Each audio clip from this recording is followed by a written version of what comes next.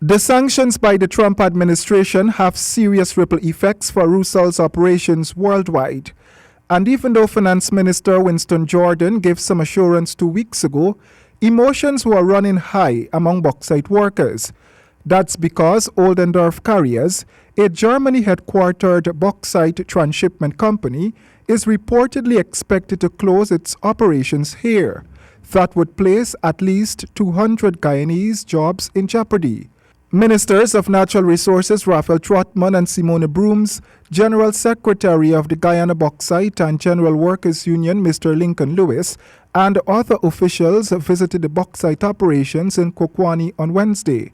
Minister Trotman told the workers that the government will stand by them and fight for their interests at this time. It is a serious sanction. However, as of last night, those sanctions seem to be relaxing and thawing off a bit, and we're happy about that.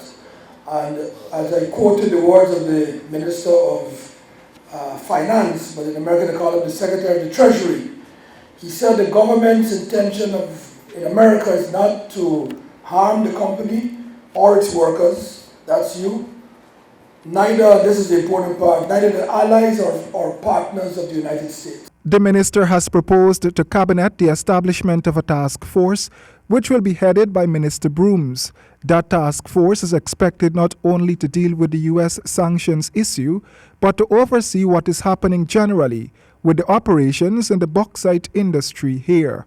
Yes, a few days may see you disrupted a bit, but please know that the entire government of Guyana is with you and working to bring you back fully on stream. Not only to the position that you enjoyed before, but we want to see you having better conditions and better terms here. So we're not here only for one situation, we're here for the long term.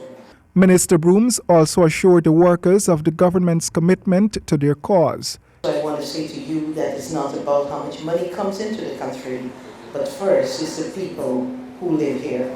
You are the bauxite, you are the diamond and the gold. You are the most precious among everything that is happening here. So while there are the sanctions and companies and businesses, that is about money and all of that, as a government, we have a responsibility. A few weeks ago, the United States Treasury Department announced the sanctions against Rusal, which would effectively ban the company from conducting business in American currency. The sanctions were to take effect in June, but this week the Treasury Department announced it is pushing back the deadline to October 23 to give American companies time to wind down business with Rusal.